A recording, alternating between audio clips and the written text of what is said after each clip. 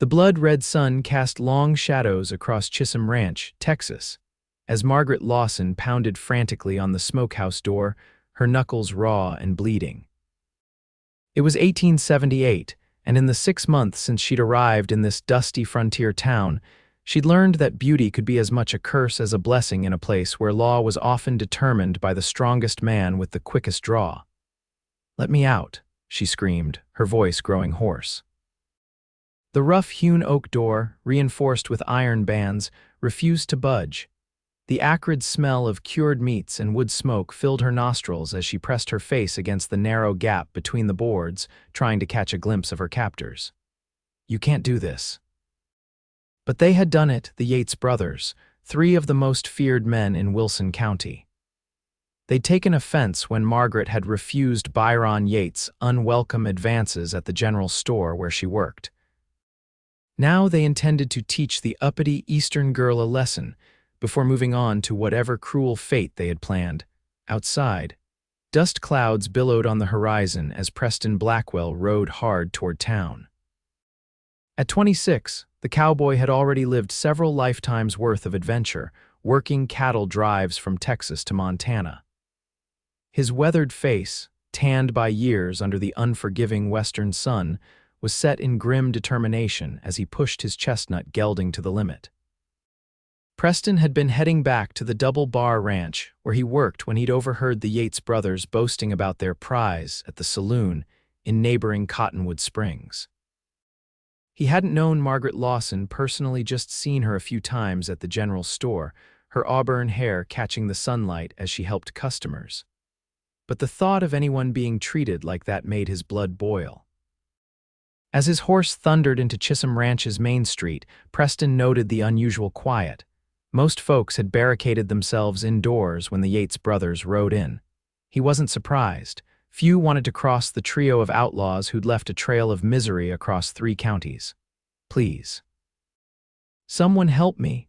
Margaret's cries were growing weaker as the stuffy confines of the smokehouse sapped her strength.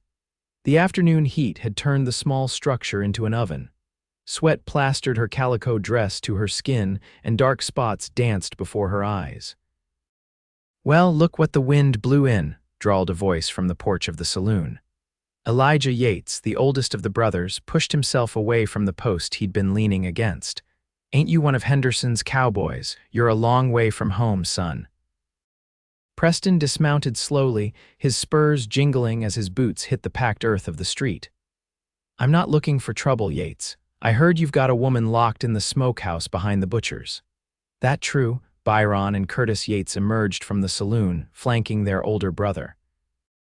All 3 men wore their revolvers low on their hips, the mark of men who used them frequently. "What if we do?" Byron spat a stream of tobacco juice into the dirt. "She's getting what's coming to her, strutting around town like she's better than everyone else." Preston's jaw tightened. "Let her go. Whatever grievance you have, this isn't the way to settle it." Elijah's hand hovered near his pistol. "And who's going to make us?" "You." One cowpoke against the 3 of us. From inside the smokehouse, Margaret could hear the exchange. Hope flared in her chest as she recognized Preston's voice. She'd waited on him at the store just last week when he'd come in for supplies. He'd been polite, tipping his hat and calling her Madam, unlike many of the rough men who passed through. "I don't want bloodshed," Preston said evenly, though his right hand had drifted closer to his own revolver. "But I can't ride away knowing what you're doing." Curtis Yates, the youngest and most hot-headed of the brothers, gave a derisive laugh. "Then you'll die a fool's death. We've killed men for less than sticking their noses in our business." Preston's eyes swept the street, noting potential cover escape routes. 3 against 1 weren't odds he liked, but he'd faced worse. "Last chance, gentlemen. Open that smokehouse and ride out of town. Get him." Elijah shouted, drawing his pistol. Preston dove behind a water trough as bullets splintered the wood around him. He returned fire, his shots measured and precise, catching Curtis in the shoulder and sending him sprawling into the dust. The youngest Yates howled in pain, his gun skittering away across the street. Inside the smokehouse, Margaret pressed her ear to the door, heart pounding as the gunfight erupted. The sound of bullets and men shouting filled her with dread. Someone was fighting for her, perhaps dying for her, and she was trapped, helpless to assist. Preston rolled from behind the trough as Elijah's bullet kicked up dirt where his head had been seconds before. He fired twice more, forcing the Yates brothers to scatter. Byron took refuge behind a hitching post while Elijah ducked into an alleyway. "You're dead, Cowboy," Byron shouted, his face contorted with rage. Preston didn't waste breath on a reply. Instead, he used the moment to sprint across the street toward the butcher's shop, bullets kicking up dust at his heels. If he could reach Margaret, get her out, they might have a chance to escape. The back of the butcher's shop was deserted, a testament to how thoroughly the Yates brothers had terrorized the town. The Smokehouse stood about 20 yards from the main building, a sturdy structure with a heavy padlocked door. "Miss Lawson." Preston called, pressing his back against the wall of the butcher's shop. "Are you in there?" "Yes," came the weak reply. "Please help me." A bullet embedded itself in the wall inches from Preston's head, showering him with splinters. Byron had worked his way around the side of the building and was closing in. Preston returned fire, forcing Byron back, then sprinted for the smokehouse. The padlock was solid, too solid to shoot off without risking a ricochet that might injure Margaret. He would have to break the door itself. "Stand back from the door, madam," he shouted, holstering his pistol. Margaret stumbled away from the entrance, her legs weak from hours of standing in the sweltering heat. "Be careful," she called. Preston assessed the door quickly. Oak planks, iron bands, but the hinges looked vulnerable. He braced himself, then slammed his shoulder against the door. Pain shot through his body, but the wood creaked in protest. Another shot rang out, and Preston felt the burn of a bullet grazing his arm. He ignored it, focusing all his strength on the door. Again he rammed it, and again, the muscles in his arms and chest straining with the effort. From inside, Margaret could hear Preston's grunts of exertion, the splintering of wood. She pressed herself against the far wall, praying he would succeed before the Yates brothers cut him down. With a final desperate effort, Preston threw himself at the door. The wood around the top hinge splintered, and the door sagged inward. He grabbed the edge with both hands, his fingers digging into the rough wood, and pulled with all his might. Muscles bulged in his forearms as he wrenched at the stubborn oak. "Come on, damn you," he growled through gritted teeth. With a crack like a rifle shot, the door broke free from its remaining hinge. Preston staggered backward, still clutching the heavy door, then tossed it aside. He stood there for a moment, chest heaving, blood trickling down his arm from the bullet graze. Margaret blinked in the sudden flood of late afternoon light. Her savior stood silhouetted against the sun, tall, broad-shouldered, with a Stetson pulled low over his eyes and a revolver on his hip. For a moment neither moved, struck by something that passed between them like a current. Then another gunshot shattered the moment. "Get down." Preston lunged forward, tackling Margaret to the ground as a bullet whizzed overhead. He rolled, positioning his body between her and the danger, then drew his pistol again. "Can you run, Miss Lawson?" Margaret nodded, her eyes wide but determined. Despite her exhaustion and fear, there was a core of steel in her that Preston immediately recognized and admired. "My horse is tied at the front of the saloon," Preston said quickly. "When I give the word, run for it. Don't stop for anything. I'll cover you." Before Margaret could answer, Elijah Yates appeared at the corner of the butcher's shop, gun raised. Preston fired first, his bullet finding its mark in Elijah's gun arm. The outlaw's weapon discharged harmlessly into the ground as he fell back, cursing. "Now," Preston shouted, grabbing Margaret's hand and pulling her to her feet. Together they ran, weaving through the maze of buildings behind the main street. Margaret's legs threatened to buckle beneath her, but Preston's firm grip kept her moving. Behind them, they could hear the Yates brothers shouting, organizing a pursuit. They emerged onto the main street 50 yards from the saloon where Preston's horse waited. But Byron Yates had anticipated their move. He stood in the middle of the street, legs spread in a gunfighter's stance, his revolver aimed directly at them. "End of the line, Cowboy," he called, a cruel smile playing on his lips. Preston pushed Margaret behind him, squaring off against Byron. The street fell silent save for the distant cry of a hawk overhead. It was the classic Western standoff: two men, two guns, and only one would walk away.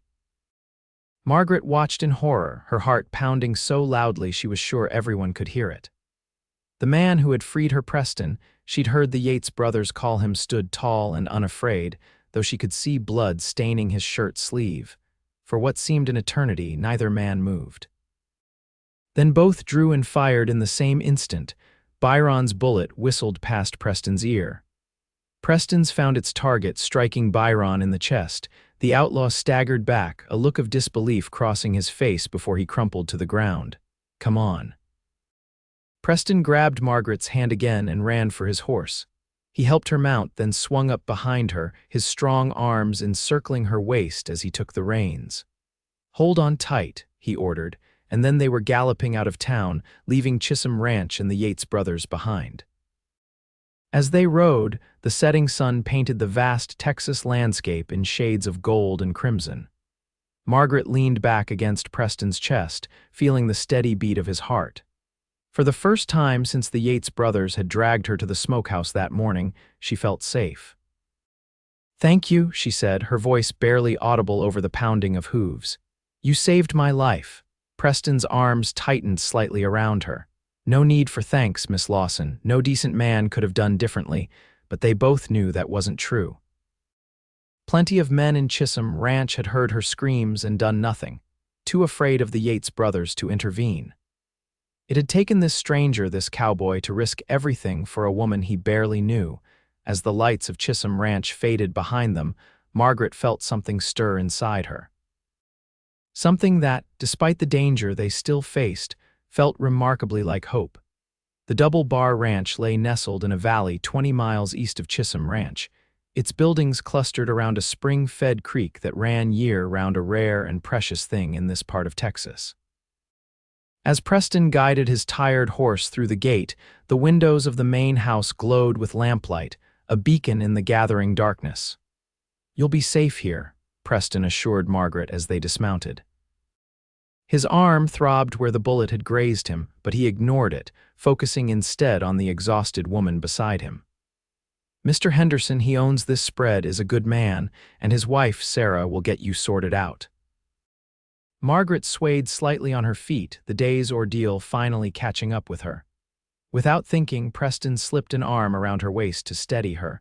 For a moment she stiffened, then gratefully leaned into his support. "Will they come after us?" she asked, glancing back toward the darkness they'd emerged from. Preston's expression hardened. "They might, but not tonight and not alone. Byron's probably dead. Curtis is wounded. Elijah won't make a move until he's gathered more men." The front door of the ranch house swung open, spilling more light into the yard. A tall, gray-haired man stepped onto the porch, a shotgun cradled in his arms. "That you, Blackwell?" he called. "It's me, Mr. Henderson," Preston replied. "I've brought someone who needs help." Thomas Henderson lowered his shotgun as Preston and Margaret approached. His weathered face registered surprise at the sight of the young woman, but he asked no immediate questions. "Sarah," he called over his shoulder, "set another place at table and ready the guest room." Preston's brought company.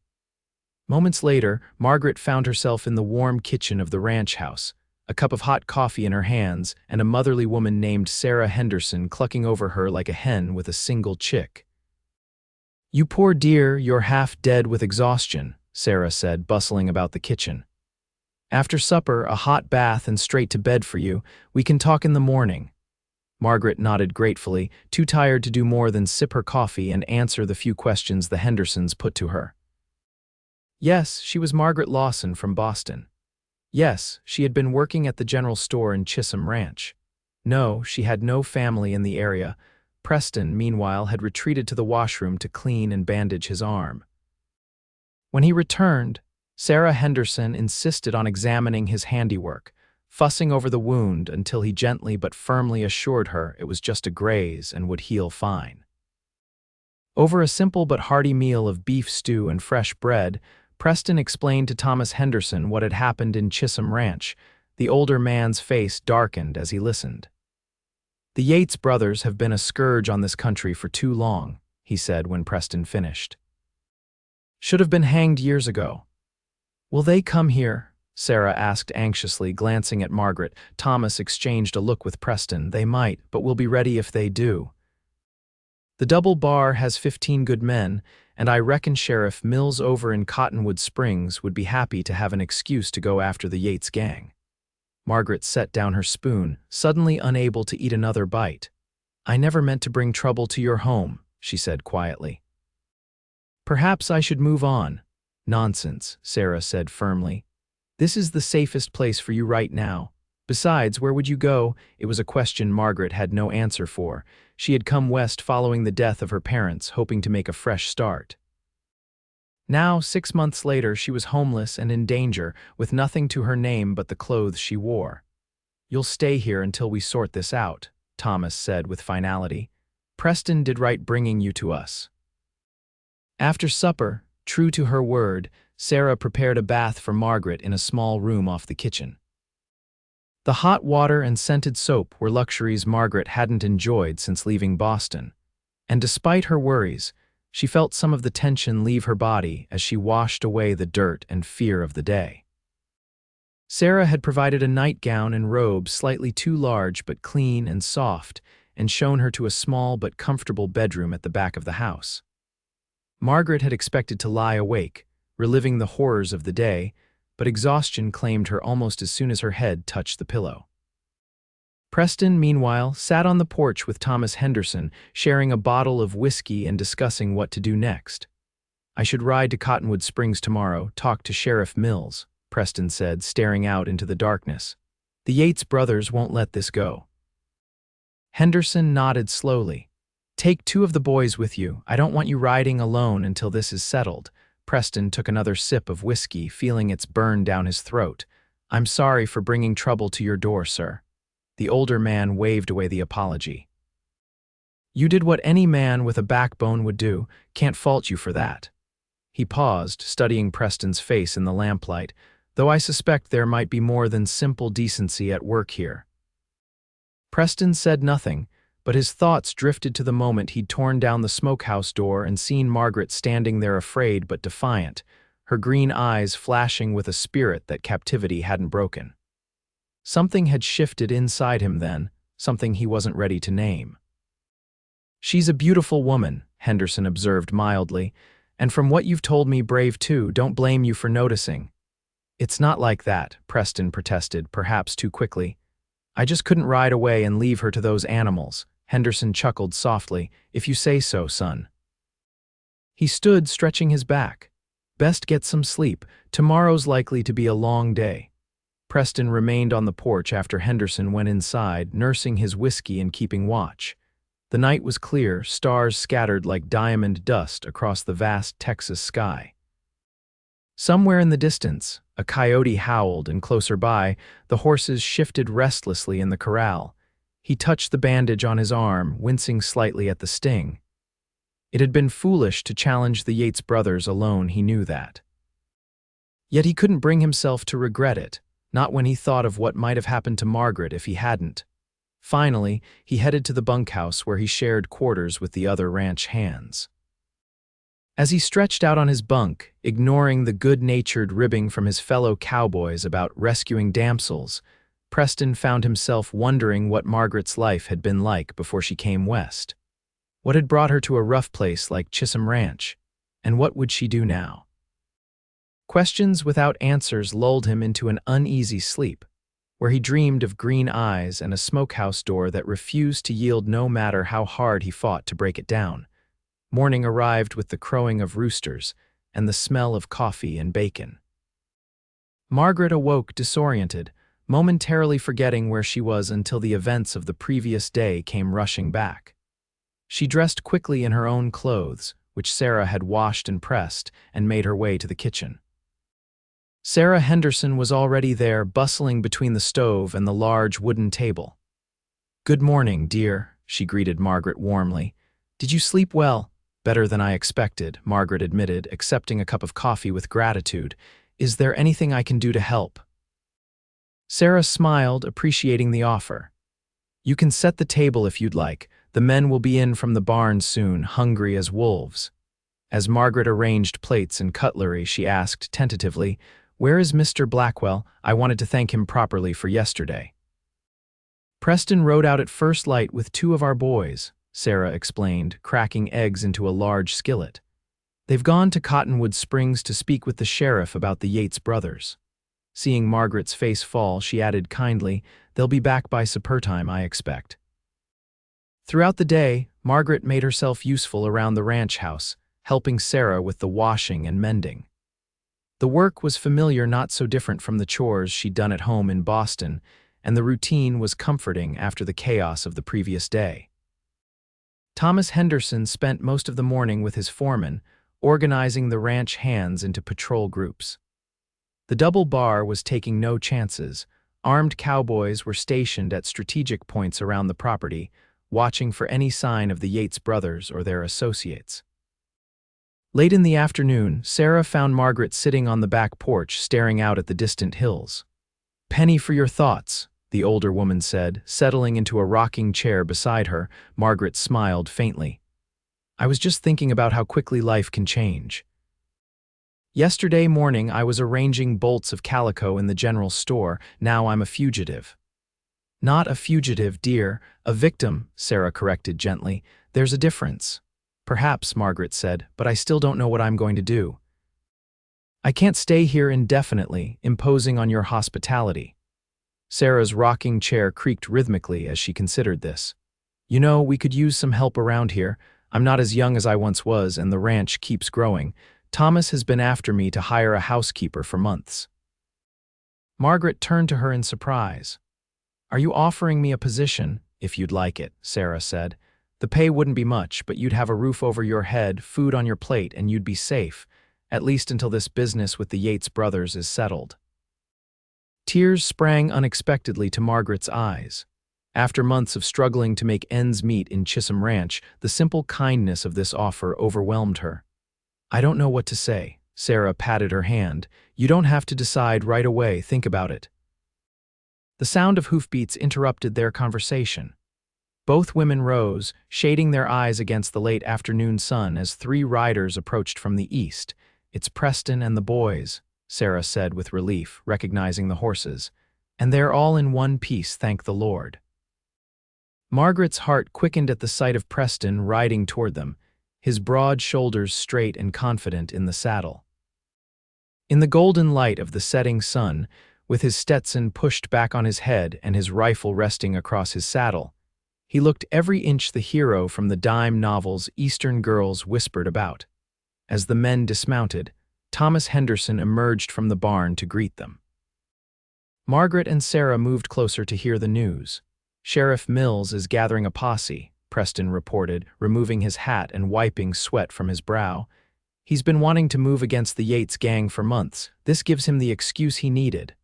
"What about Byron and Curtis?" Thomas asked. "Any word on them?" Preston nodded grimly. "Byron's dead. Curtis is alive but badly wounded. Elijah's gone to ground, but folks in town say he's been reaching out to every gun hand and outlaw in the territory. He's out for blood." His eyes met Margaret's across the yard, and for a moment, everything else seemed to fade away. There was concern in his gaze, but something else too, something that made her cheeks warm despite the gravity of the situation. "Miss Lawson," he said, touching the brim of his hat. "How are you faring today?" "Much better, thanks to you and the Hendersons," she replied, suddenly aware of how disheveled she must look after a day of housework. "I hear I have you to thank again for speaking to the sheriff." A ghost of a smile touched his lips. "Just doing what needs doing." Thomas Henderson cleared his throat. "Best come inside, all of you. We can talk more over supper." As they walked toward the house, Preston fell into step beside Margaret. "Sheriff Mills would like to speak with you," he said quietly, "about what happened." "Not right away," he added, seeing her expression. "When you're ready, your testimony will help put Elijah Yates away for good." Margaret nodded slowly. The thought of facing any of the Yates brothers again, even in a courtroom, filled her with dread. But if it meant they could never hurt anyone else, she would find the courage.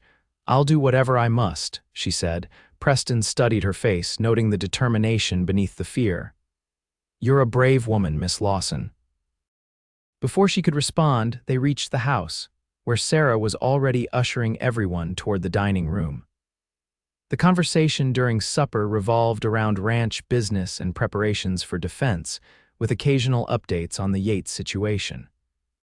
Margaret spoke little, content to listen and observe. She noticed that Preston, too, was quiet, contributing to the conversation only when directly addressed. Several times she caught him watching her, his gaze thoughtful before he quickly looked away. After the meal, while Sarah and Margaret cleared the table, Preston pulled Thomas Henderson aside for a private word. "Sir," he began hesitantly, "I've been thinking about Miss Lawson's situation." Henderson raised an eyebrow. "Have you now?" Preston nodded, uncharacteristically nervous. "I own that parcel of land east of Cottonwood Springs, the one my uncle left me. It's not much, but there's a small cabin and the stream runs year-round." "I remember," Henderson said. "What are you getting at, son? I thought perhaps when this is over, Miss Lawson might like to stay there."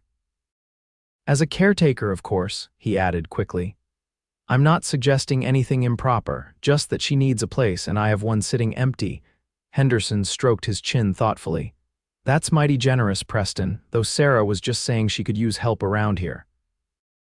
"Of course," Preston said, his face falling slightly. "That would be more suitable for a lady like Miss Lawson." Henderson clapped him on the shoulder. "Let's see how things play out with the Yates brothers first, then we can worry about where Miss Lawson will hang her hat."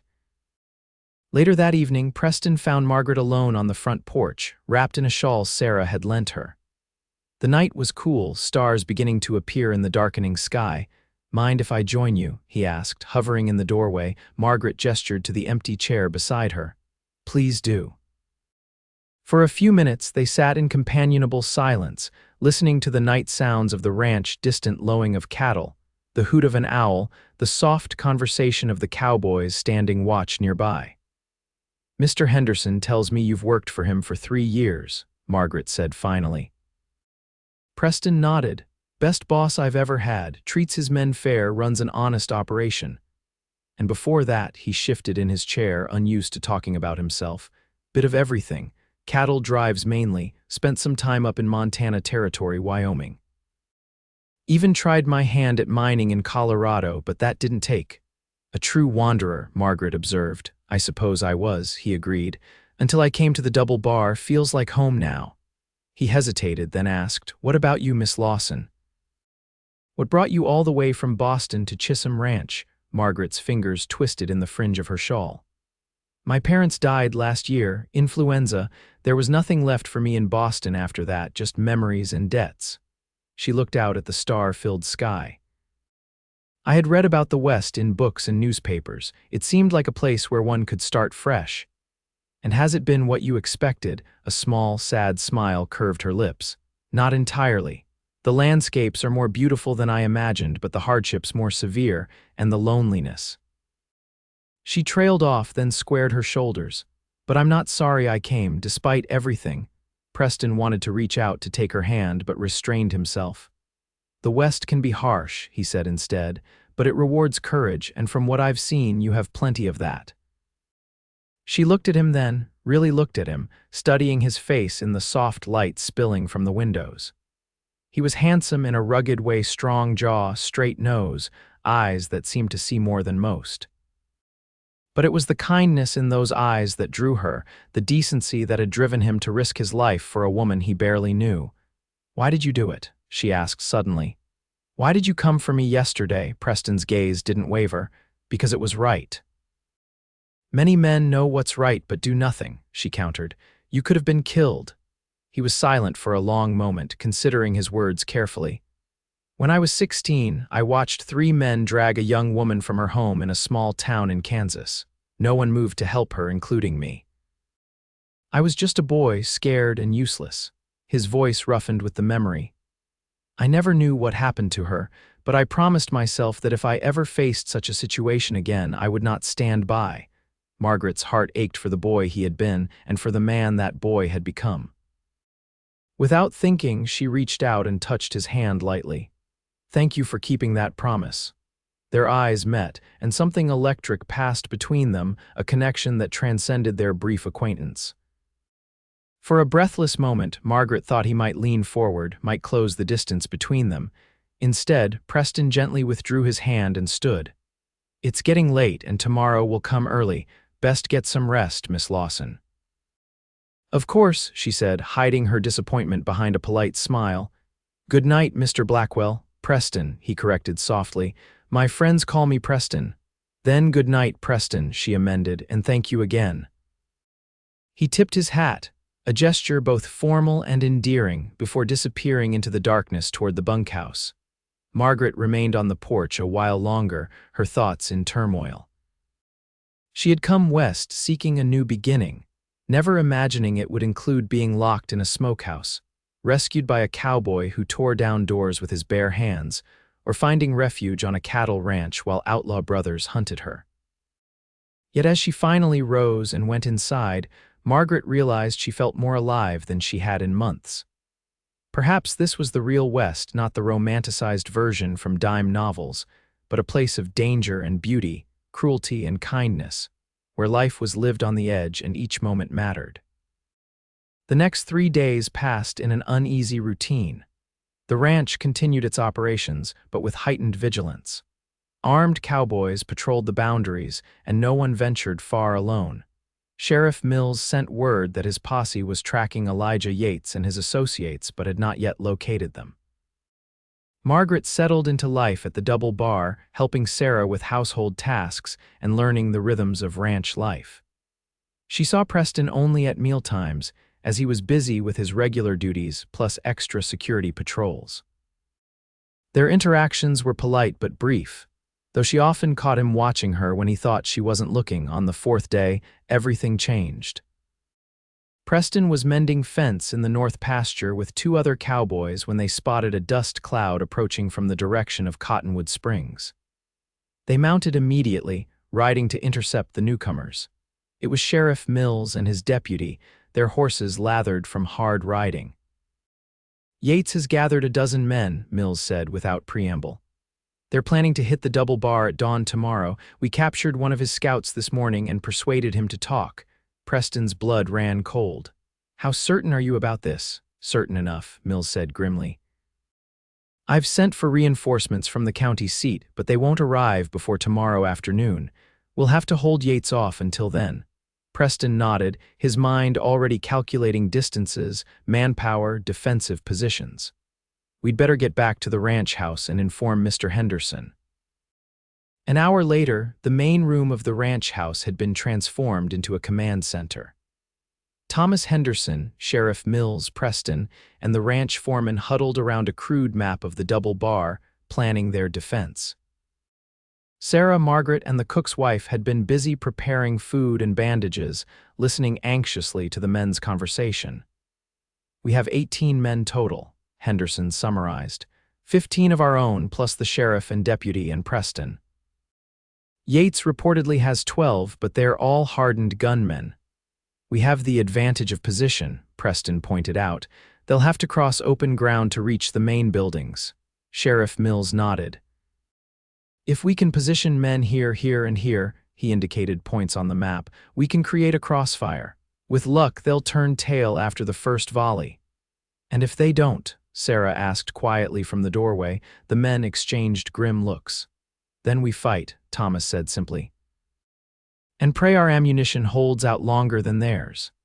As the planning continued, Preston became aware of Margaret standing silently in the corner, her face pale but composed.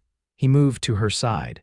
"You should stay with Sarah in the root cellar once the shooting starts," he said in a low voice. "It's the safest place on the property." Margaret nodded, but there was a determined set to her jaw.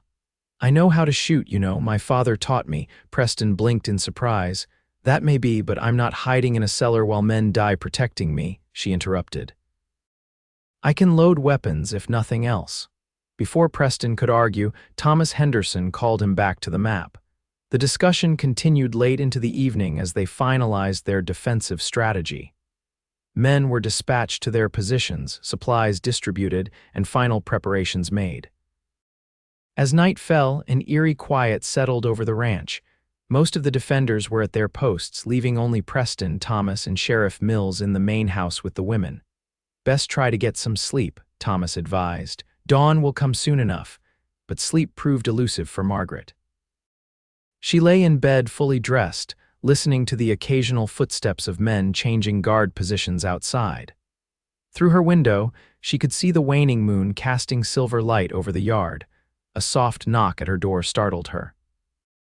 Opening it cautiously, she found Preston standing there, his expression serious. "May I speak with you a moment?" he asked. Margaret nodded, stepping into the hallway and closing the door behind her. "What is it?"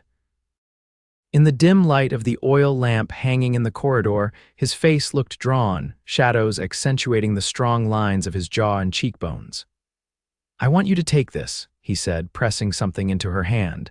It was a small revolver, its grip worn smooth with use. "It's loaded with 5 rounds, he explained. "If things go badly tomorrow, if Yates and his men breach the house, I don't want you to be defenseless." Margaret curled her fingers around the weapon, feeling its weight and significance. "You think they'll get that far?" "I pray they won't," Preston said.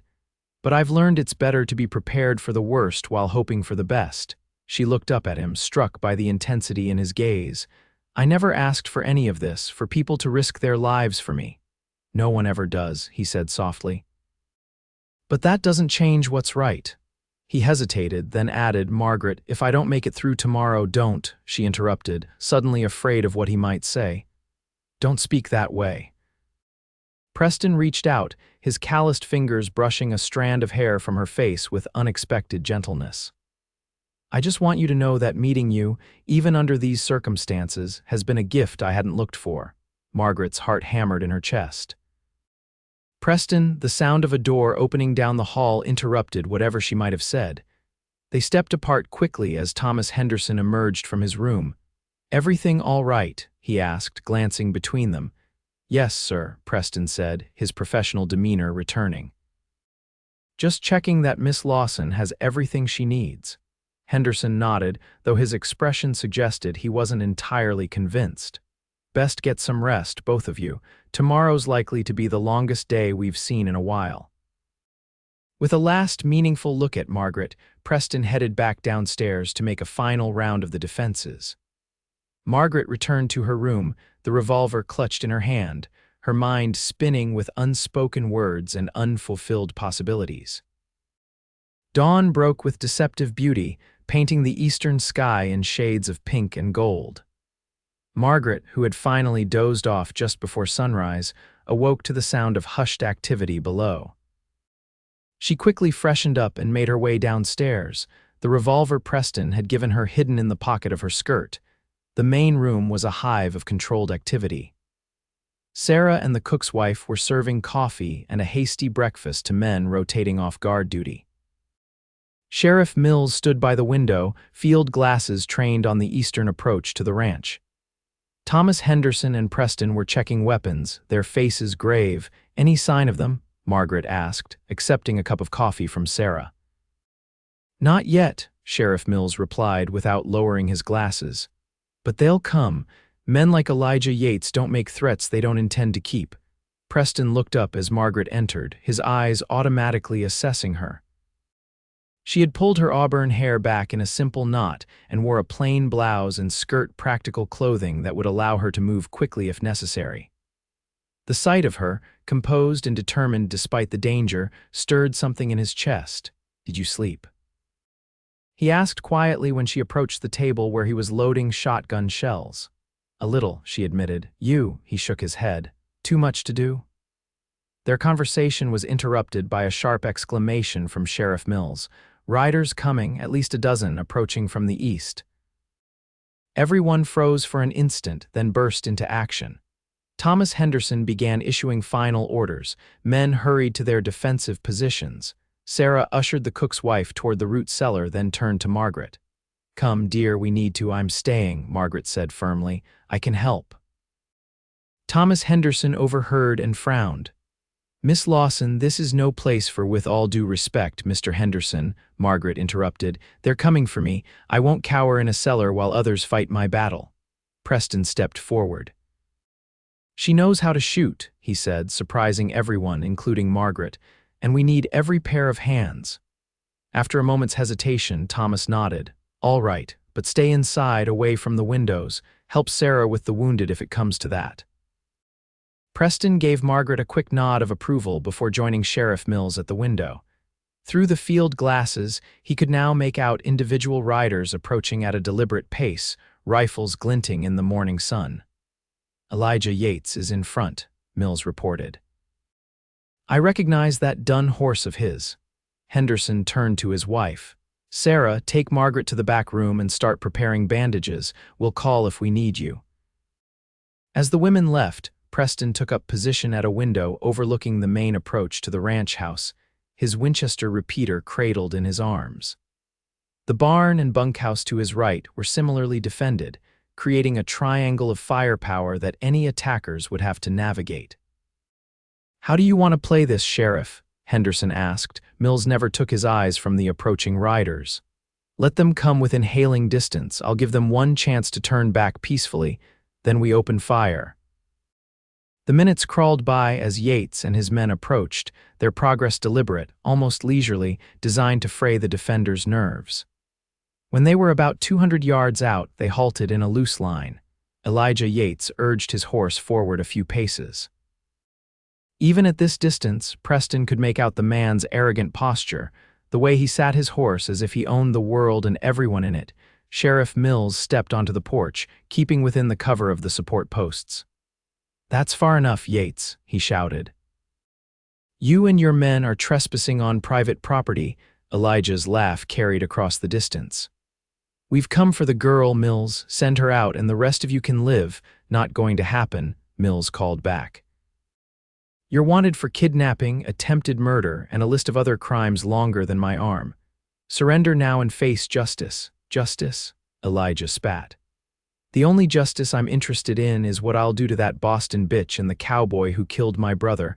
Last chance, Mills. Inside, Preston felt a cold rage building. Men like Elijah Yates understood only one language, and it wasn't words. Sheriff Mills must have reached the same conclusion. This is your final warning, Yates, he shouted. Leave now or face the consequences. Elijah's response was to draw his pistol and fire a shot that splintered the wood of the porch railing inches from the sheriff's position. And just like that, the battle for the Double Bar Ranch began. The initial exchange of gunfire was furious, both sides unleashing volleys that filled the air with smoke and the deafening crack of rifles. Yates's men had dismounted and scattered, using their horses as partial cover while they returned fire. Preston aimed carefully, squeezing off shots only when he had a clear target. To his left, one of the ranch hands cried out, clutching his shoulder where a bullet had found its mark. Thomas Henderson pulled the wounded man to safety while continuing to fire his own weapon one-handed. In the back room, Margaret and Sarah heard the wounded man's arrival and sprang into action, cutting away his shirt to expose the injury. Clean through the meat of the shoulder, Sarah assessed. Painful but not life-threatening if we stop the bleeding. Margaret pressed a cloth against the wound while Sarah prepared a bandage. The young cowboy, barely 20, Margaret guessed bit his lip to keep from crying out as they worked. You're doing fine, Jimmy, Sarah assured him. Just a few more minutes. From the main room came the continuous rattle of gunfire, punctuated by shouts and the occasional crash as bullets found the windows or furniture. Margaret worked mechanically, her mind divided between the task at hand and worry for those still fighting, especially Preston. Back at the window, Preston ducked as a bullet shattered the glass above his head, showering him with fragments. He returned fire, satisfaction flaring briefly as one of Yates's men fell and didn't get up. But the outlaws were gradually working their way closer, using every bit of cover the ranch yard offered. They're trying to flank the bunkhouse. Sheriff Mills shouted, spotting 3 men making a dash toward the small creek that would give them an approach to the rear of the cowboys' quarters. Preston swung his rifle in that direction, firing rapidly to force the men back. One stumbled, hit in the leg, while the others dove for cover behind a water trough. For nearly an hour, the battle continued in this fashion, attack and counterattack, neither side gaining a decisive advantage. The defenders had position and cover, but Yates's men were professional gunfighters, disciplined and deadly. Then, during a brief lull, Preston heard something that made his blood run cold. The distinctive pop of kerosene igniting, followed by shouts of alarm from the direction of the barn. Fire. Someone yelled. "They've torched the barn." Preston saw it, then flames beginning to lick at the barn's wooden walls, smoke billowing into the clear morning sky. It was a classic tactic. The fire would either draw defenders away from their positions or spread to other buildings if left unchecked. Thomas Henderson made a split-second decision. "Mason, take 2 men and deal with that fire. The rest of you, hold your positions." As 3 cowboys broke cover and raced toward the barn with buckets, Yates's men concentrated their fire on them. One went down immediately, clutching his thigh. The other 2 made it to the water pump and began fighting the blaze. The diversion had its intended effect. With attention divided, several of Yates's men managed to work their way closer to the main house. A bullet shattered the lamp beside Preston, spraying kerosene that fortunately didn't ignite. In the back room, Margaret finished bandaging a second wounded man when she heard a crash from the kitchen, followed by the sound of breaking glass. "Someone's trying to get in the back way," Sarah whispered, her face pale but determined. Margaret reached into her pocket, her fingers closing around the revolver Preston had given her. "Stay with the wounded," she said. "I'll see." Before Sarah could protest, Margaret was moving silently toward the kitchen, the small revolver held steady in both hands. The back door was still secured, but the window beside it had been smashed. As she watched, a man's arm reached through, fumbling for the latch. Without hesitation, Margaret fired. The gunshot was deafening in the confined space. The intruder jerked back with a howl of pain, his arm disappearing from the window. "Margaret," Preston appeared in the doorway, his face streaked with sweat and gunpowder residue. "Are you all right?" "Yes," she said, surprised at how steady her voice sounded. Someone was trying to break in. Preston crossed to the window and risked a quick glance outside. The would-be intruder was crawling away, leaving a trail of blood. "Good shot," he said, genuine respect in his voice. Their eyes met for a moment, understanding passing between them. They were no longer rescuer and rescued, protector and protected, but allies in a common fight. The moment was shattered by a triumphant shout from outside. "We got him. We got Elijah Yates." Preston and Margaret hurried to the front of the house, where Sheriff Mills was standing on the porch, rifle still raised. In the yard, a figure lay sprawled in the dust, Elijah Yates, a crimson stain spreading across his chest. The fight seemed to go out of the remaining outlaws at the sight of their leader fallen. Several threw down their weapons and raised their hands. Others mounted their horses and fled, pursued by whooping cowboys. "Is it over?" Margaret asked, hardly daring to believe it. Preston kept his rifle ready, eyes scanning the yard for any remaining threat. "I think it might be." Sheriff Mills approached Yates's body cautiously, kicking away the outlaw's dropped pistol before checking for signs of life. He looked up at the watching defenders and shook his head. Elijah Yates was dead. A cheer went up from the cowboys, quickly tempered by the knowledge that they had lost one of their own, a young ranch hand named Billy, who had been hit by a stray bullet early in the fight. 3 others were wounded, including Jimmy, but none fatally. "Search every building," Thomas Henderson ordered. "Make sure there are no stragglers hiding out." As the adrenaline of battle began to fade, Margaret felt suddenly light-headed. Preston noticed her sway and quickly guided her to a chair. "Deep breaths," he advised, his hand warm on her shoulder. "It's the aftermath. Happens to the best of us." She nodded gratefully, focusing on steadying her breathing. Around them, the ranch slowly began to return to some semblance of normalcy. The wounded were tended, the dead respectfully covered, and the captured outlaws secured to await transport to the county jail. By mid-afternoon, the reinforcements Sheriff Mills had sent for arrived, only to find the battle already won. They took charge of the prisoners, and Mills himself prepared to escort Yates's body back to town. Before leaving, the sheriff sought out Margaret. "Miss Lawson, I'll need your full statement about what happened in Chisholm Ranch when you're up to it. But I wanted you to know that, with the Yates brothers gone, you can consider that chapter closed." Margaret nodded, relief washing over her. "Thank you, Sheriff. I'll come to your office tomorrow if that's convenient." "That'll be fine," Mills said. He hesitated, then added, "Mr. Blackwell told me what you did shooting that man trying to break in through the kitchen window. Takes courage." "I was terrified," Margaret admitted, "but I couldn't just hide and wait to be found." The sheriff's weathered face creased in a smile. "That's the spirit that built the West, madam. Folk who face their fears instead of running from them." After Mills departed with his prisoners, Thomas Henderson called everyone together in the main room of the ranch house. The mood was somber due to the loss of young Billy, but there was also quiet satisfaction in having successfully defended their home. "I want to thank each of you for your courage today," Henderson said. "Especially you, Miss Lawson. You didn't have to stay and fight, but you did." Margaret shook her head. "I only did what anyone would do to protect those who protected me." "Not everyone would," Preston said quietly from where he stood near the window. Their eyes met across the room, and again Margaret felt that connection, that understanding that went beyond words.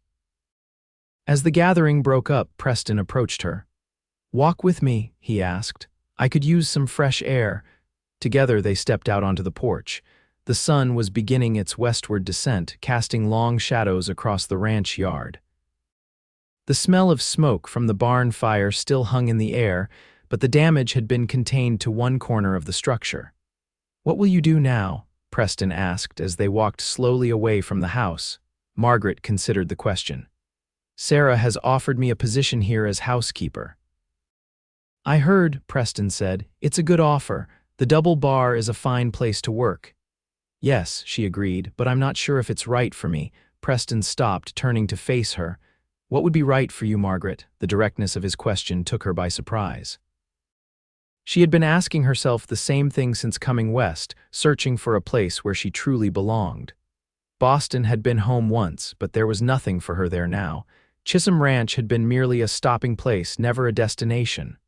"I don't know," she said honestly. "Somewhere I can build something of my own, perhaps. I came west because I thought it offered opportunity, not just to survive but to create a life worth living." Preston nodded, understanding in his eyes.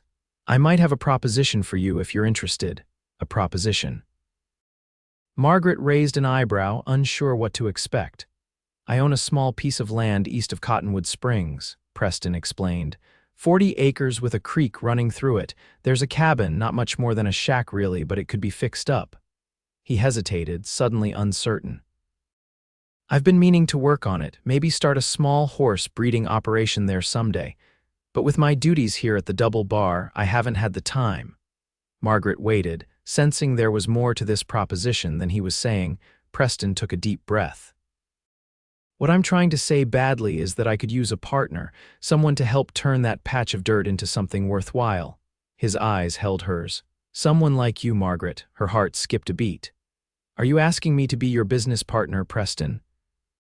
A slow smile spread across his face, revealing a dimple in his right cheek she hadn't noticed before.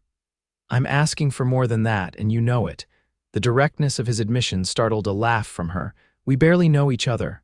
"I know you're brave," he countered. "I know you're determined. I know you can shoot straight under pressure. And I know that from the moment I tore down that smokehouse door and saw you standing there, something changed for me." He took her hand gently. "I'm not asking for an answer today, just for you to consider it." Margaret looked at their joined hands as large and calloused from years of ranch work, her smaller but no less capable. 2 days ago, she had been a captive, facing an uncertain and likely brutal fate. Now she was being offered a future, a partnership by a man who had risked everything to save her. "It's too soon," she said finally, "but I'm not saying no." Relief and hope mingled in Preston's expression. "That's all I can ask for." They continued their walk in companionable silence, circling back toward the ranch house as the sun dipped lower on the horizon. Tomorrow would bring new challenges, statements to the sheriff, decisions about her future, the beginning of whatever might develop between them. But for now, Margaret was content to simply walk beside the man who had torn down a door with his bare hands to save her life.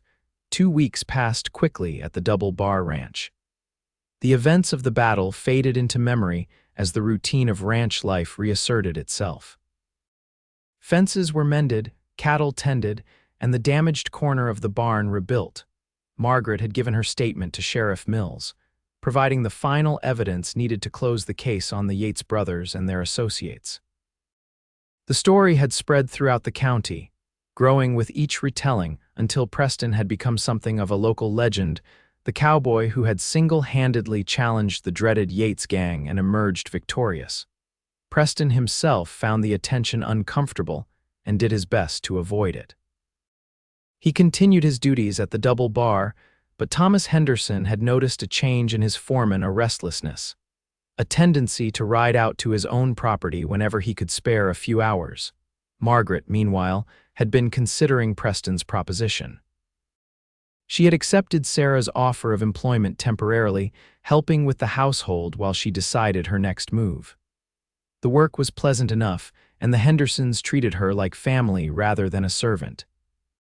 But in quiet moments, her thoughts returned to Preston's words that day after the battle, his offer of partnership, of building something together on that piece of land east of Cottonwood Springs. The idea had taken root in her mind, growing stronger with each passing day. On a crisp autumn morning, Preston found her hanging laundry in the yard behind the ranch house. He dismounted, leading his horse by the reins. "Good morning," he greeted her, removing his hat. "I thought you might like to see it." Margaret paused, a damp shirt in her hands. "See what?" "The land," he said simply. "My land, our land, if you want it to be." She studied his face, earnest, hopeful, but carefully restrained, giving her space to refuse if she wished. In the 2 weeks since his proposal, he had been respectful of her need for time, never pressing, though his feelings were clear in the way his eyes followed her, the way he found reasons to be wherever she was working. "I would like that," Margaret said, making her decision. "When?" "Now, if you can get away. It's only a few hours' ride." Margaret glanced at the half-empty laundry basket. "Let me finish this and speak with Sarah. I'll be ready in half an hour." True to her word, 30 minutes later, Margaret emerged from the ranch house dressed for riding in a split skirt and sturdy boots borrowed from Sarah. Preston waited by the corral with 2 saddled horses, his own chestnut gelding, and a gentle bay mare for Margaret. "Sarah packed us some food," Margaret said, indicating the small sack she carried. "She seemed very pleased about our expedition." Preston's lips twitched in a suppressed smile. "I may have mentioned my intentions to Mr. Henderson. Word travels fast on a ranch." The ride to Preston's property took them east across rolling grasslands dotted with mesquite and occasional stands of cottonwood. It was pleasant country, less rugged than the terrain around the double bar, but with its own quiet beauty. As they rode, Preston pointed out landmarks and shared stories of his years in the West cattle drives through Indian Territory, blizzards in Wyoming that froze men in their saddles, the majesty of the Rockies at sunrise. Margaret listened, asking questions that revealed her genuine interest, and shared her own tales of Boston society and the long journey west. By the time they crossed Cottonwood Creek and approached Preston's land, they had learned more about each other than in all the days since their dramatic meeting. "There it is," Preston said, reining his horse to a stop on a small rise. "Not much to look at yet, but it's mine." Paid for free and clear. Below them stretched 40 acres of good grassland bisected by a clear stream lined with cottonwoods. Near the center stood a small cabin, rough-hewn but solid, with a stone chimney and a porch that sagged slightly on one side. Beside it was a corral and a lean-to that might serve as a stable with some work. The land sloped gently upward at the back, offering a view of distant hills to the east. "It's beautiful," Margaret said, and meant it. Not for its current state, which was indeed humble, but for what it could become with vision and hard work. They dismounted by the cabin, tying their horses to the porch rail. Preston seemed suddenly nervous as he opened the door, stepping aside to let Margaret enter first. The interior was simple, one main room with a stone fireplace, a rough table and 2 chairs, a bunk built into one wall. A curtained alcove presumably housed shelves or storage. The floor was swept clean, and bundles of dried herbs hung from the ceiling beams, filling the space with a pleasant, earthy scent. "My uncle lived here before he passed," Preston explained, watching Margaret's reaction closely. "He was a bachelor all his life. Not much for comforts, but he built solid." Margaret moved around the room, running her hand along the table's edge, testing the sturdiness of the chairs, examining the craftsmanship of the fireplace. "With some curtains, a proper bed, maybe a rug or two." "You could make it a home," Preston finished softly. She turned to face him. "We could make it a home." The significance of her words hung in the air between them. Preston took a step closer, hope written plainly on his face. "Does that mean you're considering my proposition?" Margaret smiled, a teasing light in her green eyes. "I might be, but I'd like to see the rest of the property first." Relief broke across his features. "Of course." They spent the next 2 hours exploring the land. Preston showed her the spring that fed the stream, the fertile bottomland that could be cultivated, the grove of pecan trees on the southern boundary. He pointed out where corrals could be expanded, where a garden might thrive, where a proper barn could eventually be built. As he spoke, his plans unfolded, revealing a vision of the future that grew more detailed with each passing minute. Margaret found herself caught up in that vision, offering suggestions, asking practical questions, seeing not what was but what could be. They ate their lunch beneath a cottonwood by the stream, sitting on Preston's saddle blanket spread over the soft grass. The autumn sun warmed them as they shared the bread, cheese, and cold chicken Sarah had packed. "Why horses?"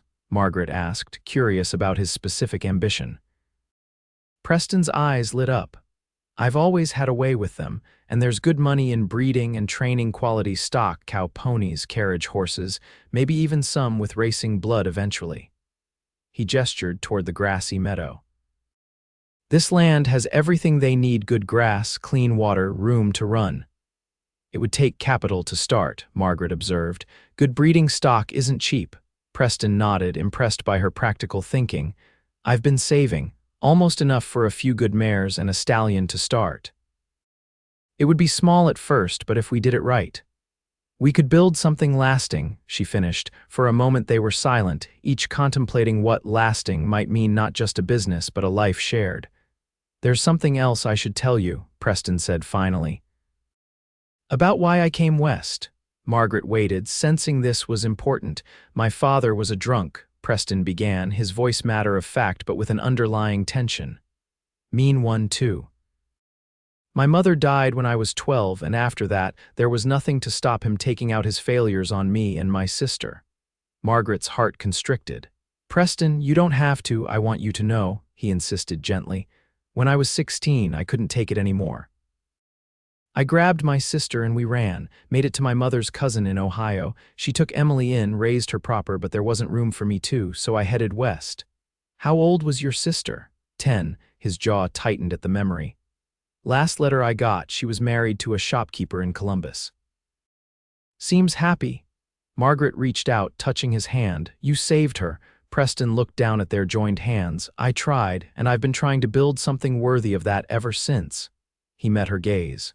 "What I'm saying, Margaret, is that I know what it means to make hard choices. To leave everything behind and start fresh, and I admire how you've done the same." The sincerity in his voice moved her deeply.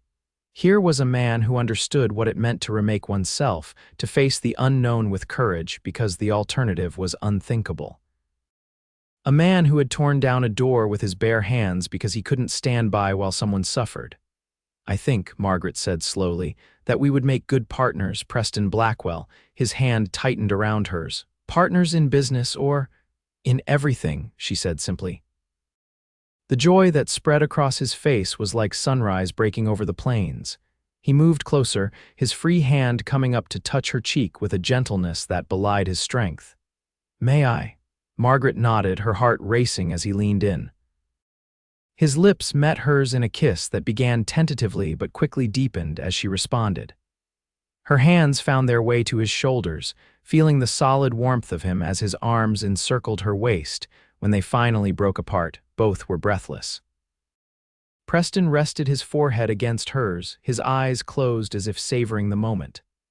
"I should probably mention," he said, a smile in his voice, "that I was thinking of marriage, not just a business arrangement." Margaret laughed, the sound bright and free in the open air. "I rather hoped so, Mr. Blackwell, or that would have been a highly inappropriate business negotiation." He joined in her laughter, then sobered, taking both her hands in his. "I know it's fast, Margaret, too fast, maybe, but sometimes life doesn't give you the luxury of a proper courtship. Sometimes it throws you together in a smokehouse and a gunfight and expects you to figure it out from there." "True," she acknowledged. "But I think we've learned more about each other's character in these 2 weeks than most couples learn in months of Sunday visits and chaperoned walks." Preston couldn't argue with that logic. "So, what do you say? Will you marry me, Margaret Lawson? Help me turn these 40 acres into a home and a future." Margaret looked around at the land that could be theirs, at the cabin that needed love but had good bones, at the stream that would water their crops and horses, at the endless Texas sky that promised both challenge and possibility. Then she looked at the man before her, strong, decent, determined, who had risked everything to save a woman he didn't know and was now offering his heart along with his land. "Yes," she said, certainty filling her voice. "Yes, I will marry you, Preston Blackwell." His whoop of joy startled a flock of birds from a nearby tree, sending them scattering across the blue autumn sky. They were married 2 weeks later in the small church in Cottonwood Springs, with Thomas and Sarah Henderson standing as witnesses. The ceremony was simple but heartfelt. The bride in a new blue dress ordered from the general store, the groom in his best shirt with a new string tie. Word had spread about their romance, the dramatic rescue, the battle at the double bar, the whirlwind courtship, and the church was unexpectedly full of well-wishers, many of whom Margaret had never met. In a territory where good news was scarce, their story had captured imaginations and hearts. After the ceremony, there was a celebration at the double bar, with food and music and dancing that lasted well into the night. As the newest married couple in the county, Preston and Margaret were the center of attention, accepting congratulations and good-natured teasing with equal grace. "Never seen a man fall so hard, so fast," Thomas Henderson declared during the toasts, raising his glass to Preston. "One minute he's my steady foreman, the next he's tearing down smokehouse doors and proposing marriage." "To be fair," Sarah added with a twinkle in her eye, "he found a woman worth tearing down doors for." As the evening wore on, Preston leaned close to his new wife. "Ready to slip away," he murmured. Margaret nodded, suddenly shy despite the confidence she'd shown throughout the day. They made their farewells, accepting final congratulations and ribald advice from the Cowboys, then mounted the wagon Preston had prepared for their journey to their new home. The night was clear and cool, stars scattered like diamond dust across the velvet sky. Preston handled the reins with easy competence, occasionally glancing at Margaret beside him, as if reassuring himself that this wasn't a dream. "Happy, Mrs. Blackwell?" he asked softly. Margaret smiled at the new name, still strange to her ears but increasingly precious. "Very happy, Mr. Blackwell." When they arrived at the cabin, their cabin now, Preston insisted on carrying her across the threshold, a gesture that made Margaret laugh but secretly pleased her romantic heart. Inside, she discovered how busy Preston had been in the weeks leading up to the wedding. The floor boasted a colorful rag rug. Curtains hung at the windows and across the storage alcove, which now contained a washstand and mirror. Most significantly, the simple bunk had been replaced by a proper bed with a feather mattress, covered in a wedding quilt that Sarah had helped Margaret stitch. "When did you do all this?" Margaret asked, touched by the effort he'd made to make their humble home welcoming. "Whenever I could steal a few hours," Preston admitted. "The Hendersons helped, and some of the boys from the ranch." He looked around, suddenly uncertain. "Is it all right? I know it's not what you were used to in Boston."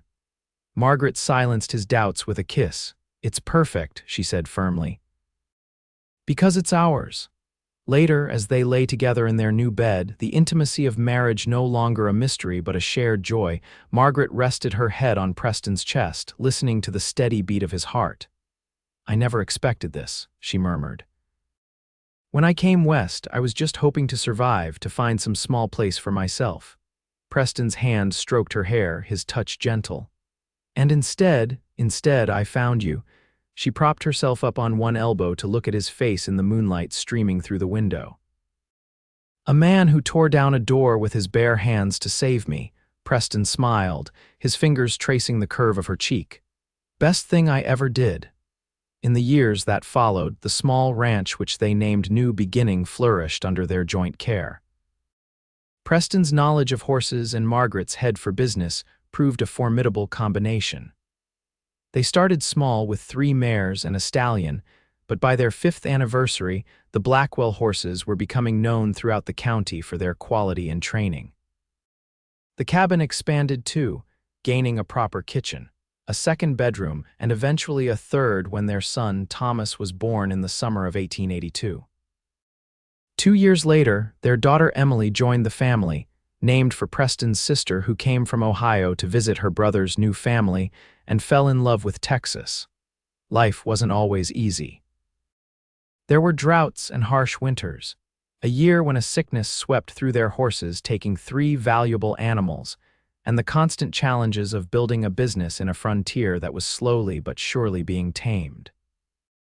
But through it all, Preston and Margaret faced each obstacle together, their partnership growing stronger with each passing season. On the 10th anniversary of the day they met, the day Preston had torn down the smokehouse door, they sat on the porch of their now comfortable home, watching their children play in the yard with a litter of puppies born to their faithful collie. "Do you ever think about it?" Margaret asked, her hand finding Preston's as it often did in quiet moments. About that day, Preston nodded, his gaze distant with memory, sometimes, though it feels like another lifetime now. "I was so frightened," Margaret admitted. And then suddenly the door was breaking open, and there you were, like a knight in dusty chaps, Preston suggested with a smile. Margaret laughed. "Something like that." She looked out at their land, at the prosperous horse operation, the vegetable garden, the orchard they'd planted that was finally bearing fruit. "I could never have imagined this, that day in the smokehouse." "Nor I," Preston agreed. He lifted their joined hands, pressing a kiss to her knuckles. "But I knew the moment I saw you standing there brave despite everything that you were someone special, someone worth fighting for." Margaret leaned against his shoulder, contentment filling her. "And here we are, he echoed softly.